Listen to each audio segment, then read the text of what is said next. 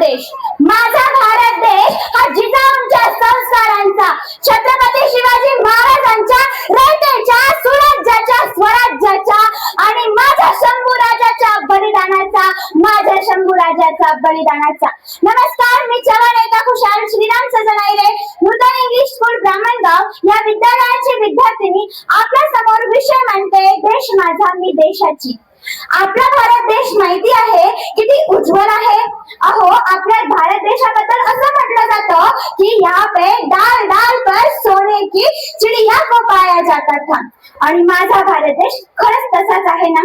पण मात्र आजकाल आपल्याला आपल्या भाषांसाठी मराठी भाषा संवर्धन पंधरवडा राबवण्याची ही गरज पडत आहे. अहो, ही पाळी काय आपल्यावर, कारण की आपण आज आपली संस्कृती ही मातीत मिळवतोय. आता मला सांगा, मराठी भाषा संवर्धन पंधरवडा हा आपण काय साजरा करतोय?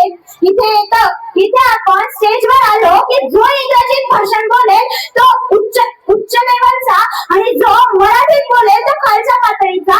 जर आपण ही विचारधारणा बदलली तर नक्कीच आपली मराठी भाषा संवर्धित राहील. आपण याऐवजी असं म्हटलं पाहिजे की मला अभिमान आहे, मी त्या महाराष्ट्रात, मला अभिमान आहे मराठी असण्याचा, कारण मी त्या महाराष्ट्रातून येते जिथे 18 पगड जातींचा, संतांचा मेळावा जमतो आणि तो एकाच पांडुरंगाच्या चरणी लीन होतो. मला अभिमान आहे मी मराठी असण्याचा, कारण इथे 18 पगड जातीच्या लोकांनी आपल्या रयतेचं राज्य, सुराज्य, स्वराज्य निर्माण केलं. मला अभिमान आहे मी भारतीय असण्याचा, कारण मैं उस देश से आती हूँ जिसकी होठ में गंगा, हाथ में तिरंगा है. वो भारत जो कभी सत्यम शिवम सुंदरम, कभी वंदे मातरम, तो कभी पंजाब सिंध गुजरात मराठा द्राविड उत्कल बंगा है, द्राविड उत्कल वंदा है. वसुदैव कुटुंबकम के सिद्धांत पे जिया मेरा भारत वह नीलकंठ है जिसने खुद विष पीकर दूसरों को अमृत दान किया. और मेरा भारत तो इतना बलिदान देता है कि वो शंभू राजा भी मेरे स्वराज्य के लिए जिया, वो शंभू राजा भी मेरे स्वराज्य के लिए जिया. माझा भारत देश. आता थोडं मराठी भाषेकडून आपल्या विषयाकडे वळूया. देश माझा मी देशाची हा माझा विषय होता.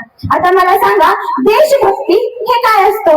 देशभक्ती म्हणजे तानाजी मालुसरे यांनी जेव्हा छत्रपती शिवाजी महाराजांच्या डोळ्यात डोळा टाकून सांगितलं की राजा आधी लगीन कोंढाण्याचा आणि मग माझ्या रायबाचा, आधी लगीन कोंढाण्याचा आणि मग माझ्या रायबाचं.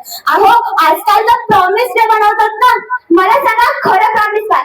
खरं प्रॉमिस तर तेच जे माझ्या तानाने माझ्या शिवरायांना दिलं की आधी लगीन कोंढाण्याचं आणि मग माझ्या रायबाचं, आधी लगीन कोंढाण्याचं आणि मग माझ्या रायबाचं. पण मात्र हल्लीच्या काळात तर सगळं काही विचलित होऊन चाललंय. बस बघितला तर आता सध्या ई बस राबवण्यात आलेल्या आहे. तुम्ही बघितलं की ती ई बस 3च महिन्याआधी तर सरकारने त्याच्यावर सही केली, त्या मसुद्यावर सही केली आणि आज त्या ई बसेसच्या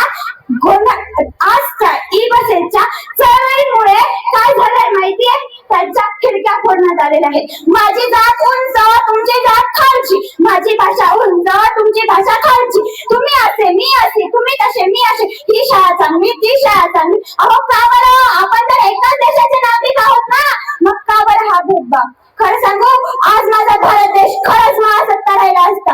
2025 पर्यंत महासत्ता होण्याचं स्वप्न बघितलं होतं ना, ते नक्कीच साकार झालं असतं. त्या कर्मवीरांनी जे स्वप्न बघितलं होतं ते नक्कीच साकार झालं असतं. पण फक्त माझ्याचमुळे माझा देश हा महासत्ता बनू शकला नाही, कारण मी हे जात धर्म बघून पुढे वळते नाही का. पण काहीही असो, शेवटी जाता जाता फक्त एवढंच म्हणावंसं वाटेल की माय मराठी तुझी अनामी तन मन धन मी वाही आले, तुझी अनामी तुझी आधामी अखंड रंगोळी राही आले. धन्यवाद.